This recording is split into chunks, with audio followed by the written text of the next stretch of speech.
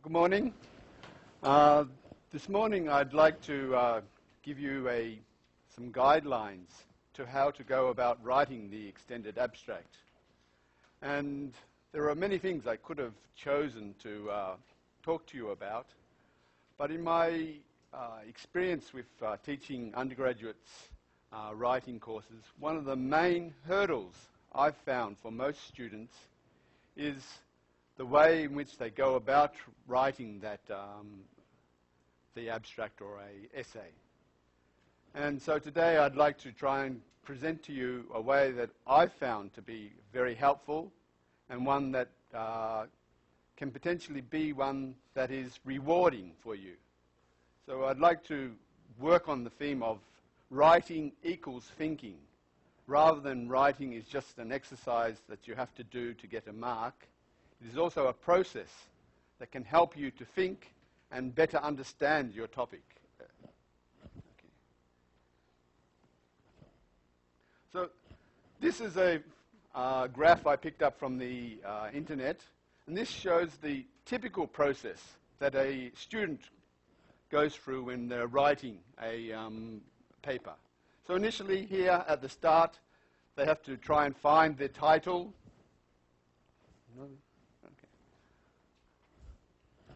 So they have to find the title, and then they become quite depressed. This is the enjoyment level here on the axis there, and this is the timeline.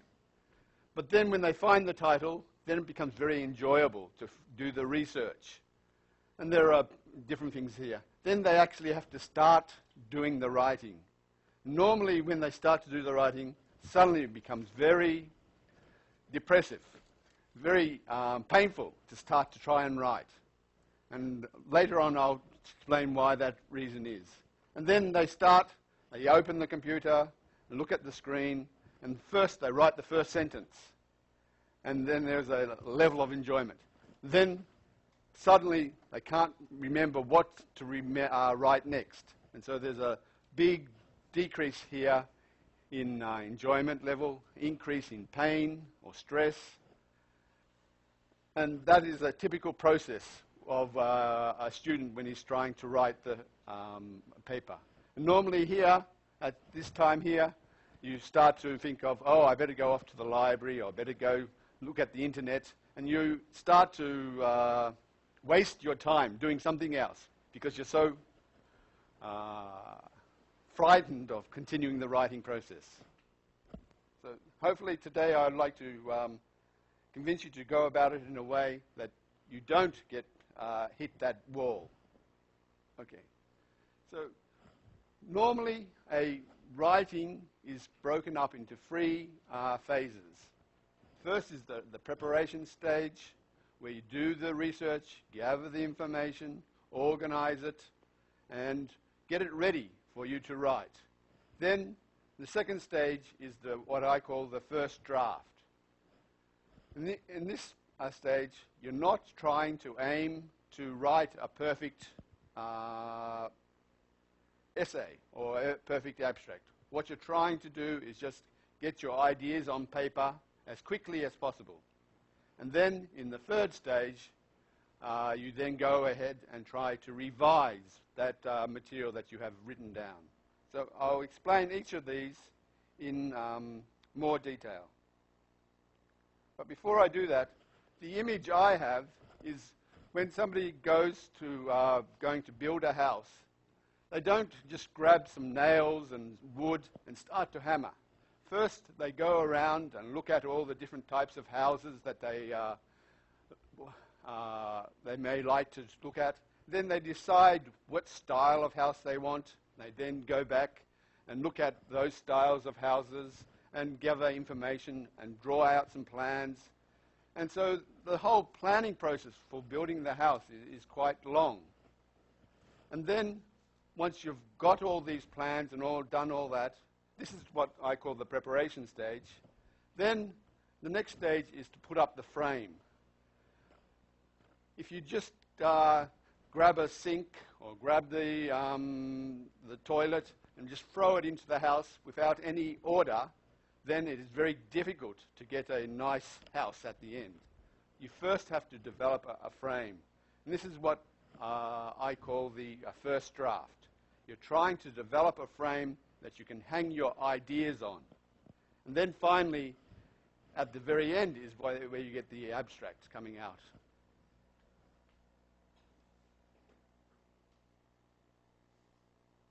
Okay.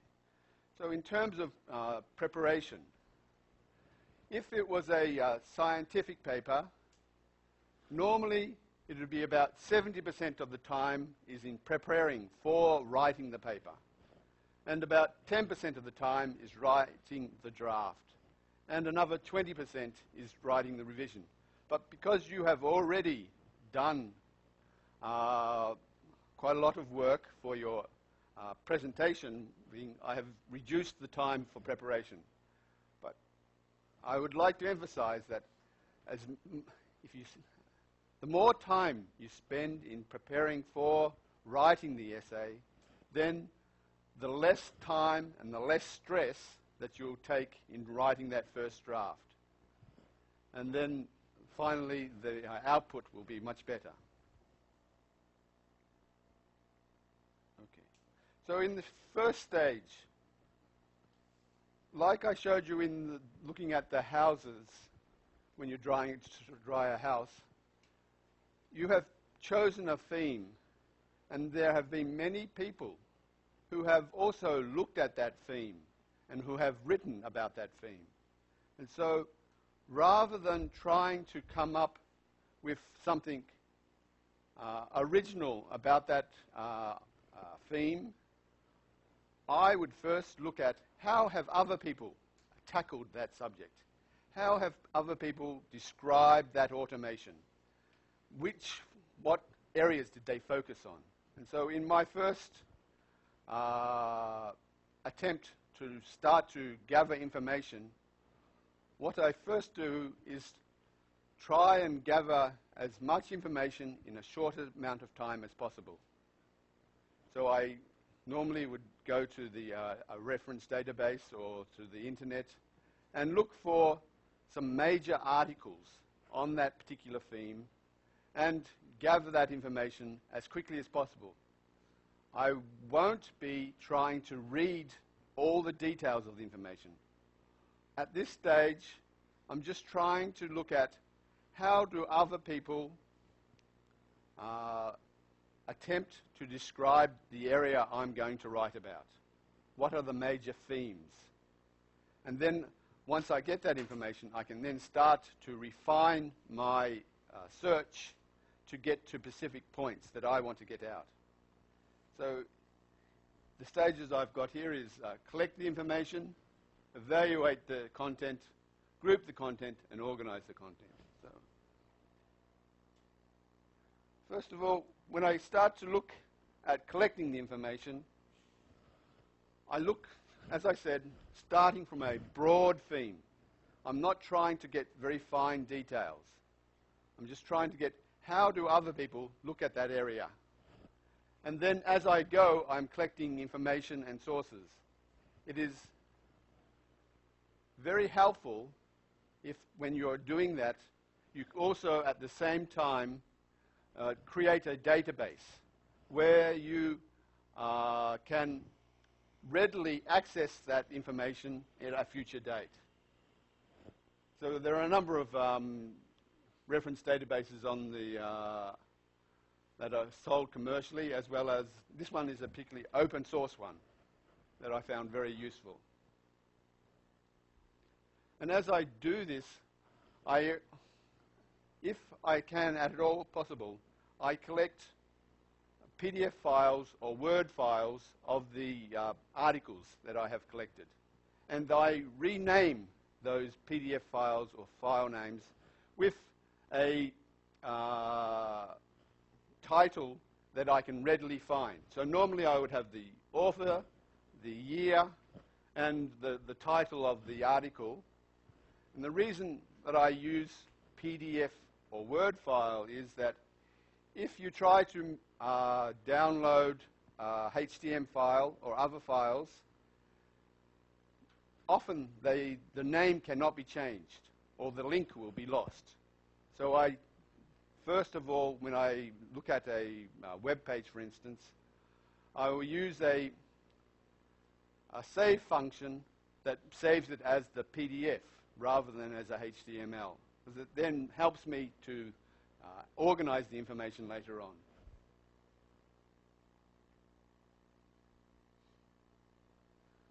So this is an example of when I was researching this particular presentation. Here I've gone through and I've collected a number of articles on the theme that I was trying to talk about. I've renamed them so that I can quickly find where they are in one particular file. And as you can see, most of them are PDF files.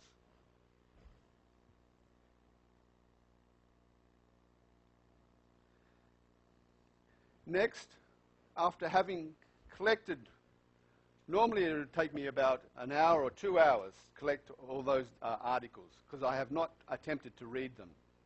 Now that I have an idea of the overall framework for that particular theme, I then go back and start to read each of those articles individually. And as I read them, I also open up a Word file. And in that Word file, I will copy and paste ideas I think I can use in my article into the Word file. And at this stage, I am not having any order. I just throwing it in there. But I also make sure that I have the reference there I can go back to if I need to quote it. So at this stage, I'm just collecting ideas, and in the back of my mind, I am trying to start to organize the information in a way that I want to be able to present to other people.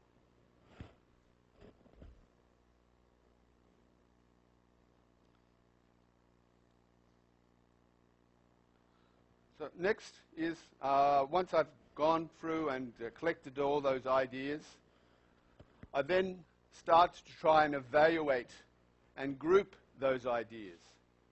So normally in a scientific paper, there's a very common format called IMRAD: Introduction, Method, Results, and Discussion. I first set out in my Word file those 4 categories. Then I start to cut the ideas that I have pasted into that file into the individual categories.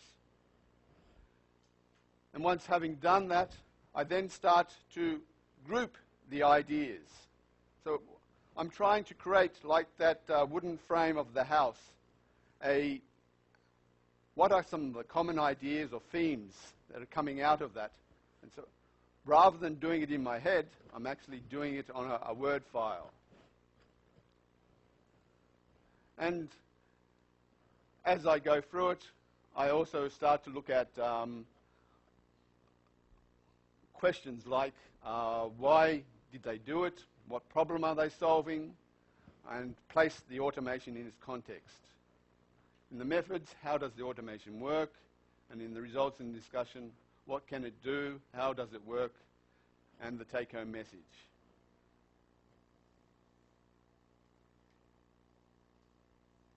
So this is the example that I come up with after I had grouped all my ideas into the individual sections. I titled my essay Writing Process, and then what I think about the writing process was one thing, and there was the common approach, and the approach about getting experiments under the belt. And then there's the alternative approach of breaking it up into 3 stages. So by that process of putting all the ideas in there and then grouping them into their individual common themes, this structure started to come out automatically rather than I having to sit down and sweat blood and tears trying to come up with that structure. So once you've got those ideas in, next is you want to create an outline of the main subjects of each paragraph, or even just for the introduction and methods and results and discussion. And what you're trying to do in the objective outline is to sequence the material and to develop a focus. What's very important here is that there's a very important difference between a report and an abstract or a particle, a paper. In a report, you're just telling what somebody else has done. And so it can be just, they did A, they did B, and they did C. That doesn't have any of your original thinking and organization involved. In writing an extended abstract, you're trying to provide how you have understood the subject and how you want to inform the audience about that subject. So rather than just picking out all the information that you can find, you need to start to think about what information do I want to use, and what information, more importantly, what information is not so important to the subject or focus that I want to write about.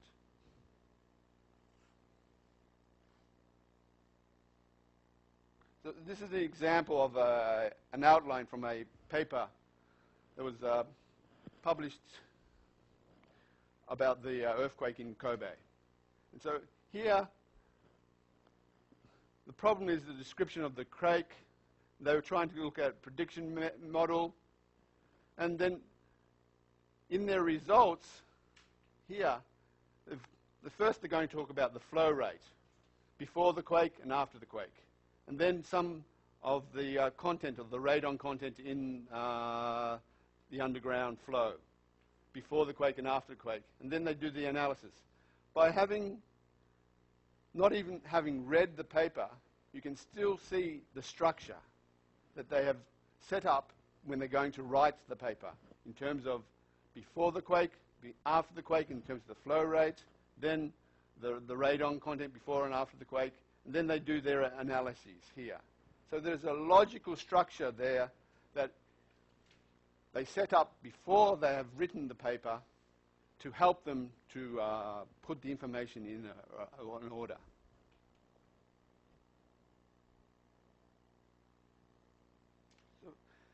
So once having gotten all that information together and you've got your outline, the next part is to go and write a first draft. I can't emphasize enough that in this first draft, you're not trying to write the perfect sentence. You're not trying to write the perfect essay. Expect to revise what you have written at least 3 or 4 times. So in this first draft, you're trying to just write as quickly as possible. More importantly is getting the ideas on paper rather than being it very pretty sentences or very complex sentences. So don't be a perfectionist. A draft is something that is very rough, that has very little grammar. And it's more important is to sketch out your ideas. And the focus at this stage is, again, putting your ideas into a logical organization so that later on you can come back and delete information that is not necessary for your argument, put it in another place where it is possible to, where it is necessary, and then finally to look at the grammar and other sentence structures. What also I mentioned is there is no need to start at the introduction, write the methods, and go through to results and discussions. Most people will start at the methods. The methods is the easiest section because it's very routine. And so in your case, for the extended abstract, it would be writing how the automation works. That requires less thinking and evaluation on your part. It is more a direct communication of how that information, how that automation works.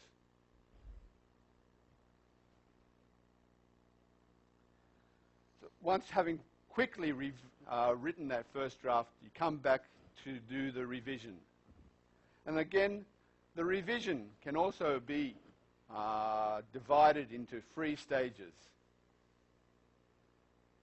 And the first stage is, again, to come back and look at the structure of your essay. Because if you've spent a lot of time writing sentences that you think are very good sentences, then you are very unlikely to want to cut or to throw away. So before you start to proofread and make the sentence very easy to read, first of all, you need to look at the big picture of how the information is organized, whether that information is relevant for your focus. And if it's not, then to cut it out. And then once you've gotten your strong logical structure, then proceed to the next stage of editing. And in the final stage is the proofreading, where you're looking more at grammatical mistakes, tense, and that sort of thing. In helping you to do that revision of the big picture, a common method to use is called reverse outlining. So at the start, when you're planning it, you try to write an outline, but as you have written the paper, often that initial outline has changed. So in this process, you want to look at what is the main theme of the paragraph. Are all the sentences in that paragraph related to that main theme? So again, you're still not getting down to the or the English grammar points, but you're more looking at now at the structure of the paragraphs and whether the ideas in those paragraphs are relevant to what you want to say.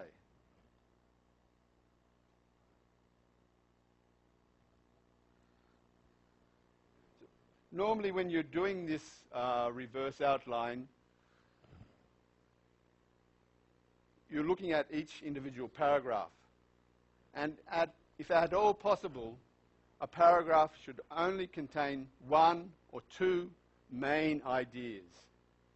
If it has many ideas in there, it then becomes just like a basket where you've thrown in all different things with there's no organization there. So you want to try and focus each paragraph onto a main theme and make sure that the sentences within that paragraph are addressing that main theme. Also, from the start of a paragraph, normally you are trying to set out what is the topic of this paragraph, either in the first sentence or in the first 1 or 2 sentences.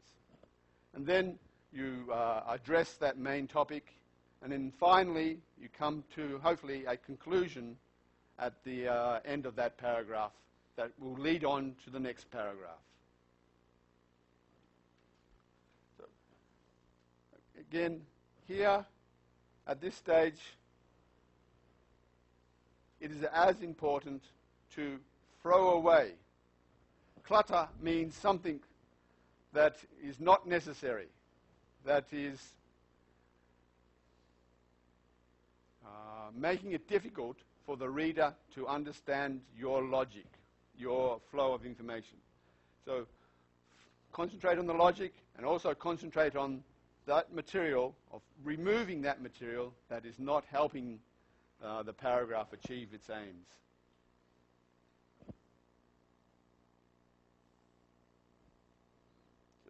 Finally, when you come to revision or proofreading, a good way to do proofreading is, first of all, to read your sentence out aloud. If you read it in your mind often will connect the dots. It understands what you're trying to say. But if you read it out aloud, it disassociates it from your logical thing, and you can feel this is not right. And so that helps you to look at more grammatical aspects. Second is, if at all possible, write in the active voice, not in the passive voice. Has been done. It's much more difficult to follow. The one exception is probably the method section. The method section is often written in the passive voice.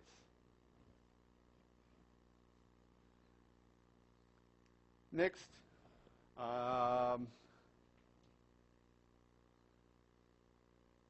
when you are writing the sentences, if you have lots of is or to be or are's in there, then it becomes very dull and not so interesting to read.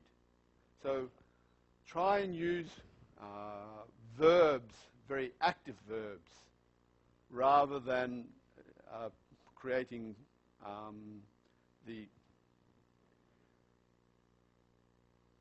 using very common is, are verbs. Check for consistency, check for references, and if at all possible, get a friend or somebody else to read your paper and get them to help you to look at the paper from fresh eyes, because the peer review process is a very important part of the whole scientific process. And when you are submitting a paper, the most highly regarded papers are the papers that are peer reviewed. And so you need also to become familiar with that process and to be able to both provide peer review for other students, as well as being able to receive that to improve the way in which your paper is written, your logic is developed. And so I would encourage you to, if at all possible, to get somebody else to read it. Okay, that's the